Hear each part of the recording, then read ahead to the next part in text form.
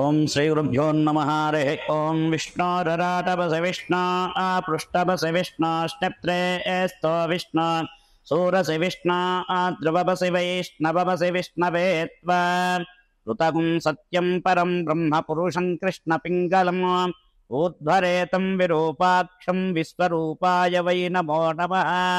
KSK home channel ప్రేక్షకులకు నా హృదయపూర్వక నమస్కారములు. మీరు, మీ కుటుంబ సభ్యులు మీరంతా కూడా ఆనందంతో, ఆరోగ్యముతో, ఐశ్వర్యంతో చాలా తొలదూగాలని, మీరంతా కూడా మంచి ఉన్నతోన్నత స్థానానికి చేరాలని, ఒక మంచి మీ పిల్లలు మంచి విదేశీ విద్యా ఉద్యోగాల్లో మంచి జరగాలని, కానీ సత్సంతానాలు మంచిగా ఉండి ఆరోగ్యంగా ఉండాలని చెప్పేసి ఆ సర్వేశ్వరుని వేడుకుంటూ ఈరోజు మనం ఒక చిన్న వీడియోలో బ్రహ్మ విష్ణు మహేశ్వరుడు ఎవరు గొప్ప అని చెప్పేసి అనుకుంటుంటారు. మనకు కూడా వచ్చిన ఏంటంటే ఆయన వాళ్ళల్లో ఎవరు గొప్ప అని మనం అనుకుంటాం. కానీ ఈ చిన్న వీడియో వల్ల మీకు ఎవరు గొప్ప మీకు అర్థమవుతుంది. మీరందరూ చూసి ఆనందించవలసిందిగా మనవి. పూర్వము మహావిష్ణువు ఆయన ఉండేటప్పటికి మహావిష్ణువు ఏం చేశాడంటే ఛాయిగా ఉండేటప్పటికి నేను గొప్ప అని చెప్పేటప్పటికి బ్రహ్మదేవుడు అంటాడు, నువ్వు నా బ్రహ్మదేవుడని నేను గొప్ప అంటాడు. ఈశ్వరుడు కూడా నేనే గొప్ప అంటాడు.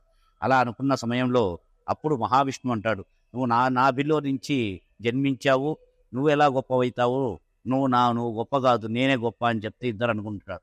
వాళ్ళిద్దర సంవాదం చూసి పరమేశ్వరుడు అక్కడికి వచ్చి మీకు ఒక చిన్న పరీక్ష పెడతాను, ఆ పరీక్షలో మీరు నెగ్గినైతే మీరే ఎవరైతే గొప్ప అని చెప్పాడు. అనేటప్పటికీ ఒక మండుతున్న ఒక దీపస్తంభంలాగా పరమేశ్వరుడు మారిపోతాడు.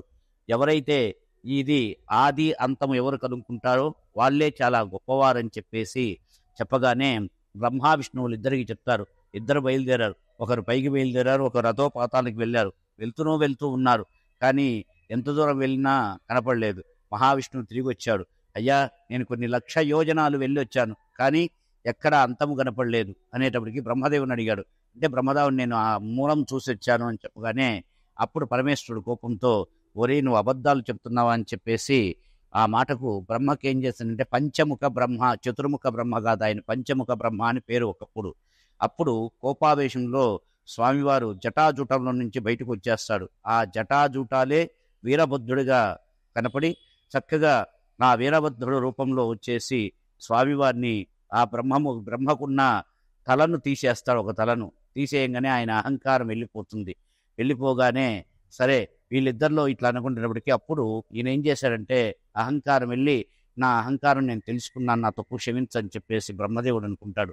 అప్పుడు పరమేశ్వరుడు కూడా నేను గొప్ప అనుకుంటున్న సమయంలో, ఎందుకంటే సృష్టి స్థితి లయకారకుల్ని నేనే కదా అని చెప్పి అనుకుంటాడు. అలానే భృగు మహర్షి కూడా అన్ని లోకాలు తిరుగుతూ మార్గవశాన విష్ణులోకానికి వెళ్ళాడు. విష్ణులోకానికి వెళ్ళేటప్పటికి మహావిష్ణువు అక్కడ చక్కగా ఆ మహాలక్ష్మీదేవి పాదాలు ఆదమర్చి నిద్రపోతుంటే ఈ భృగు మహర్షి వచ్చిన విషయం తెలియకపోయేటప్పటికీ ఆయన ఒక్కసారి లేచి ఆయన కుడికాలుతో స్వామివారి భుజం వక్షస్థానం మీద చనిపోయే సమయంలో అప్పుడు మహావిష్ణువు లేచి, అయ్యా మహర్షి, మీరు వచ్చిన వేళ విషయాన్ని నేను చూడలేదు, నన్ను క్షమించండి అని చెప్పేసి ఆ భృగు మహర్షికి కాళ్ళు ఒత్తుతూ ఆయన అరికాల్లో ఉన్న మూడో కన్ను ఒత్తేశాడు.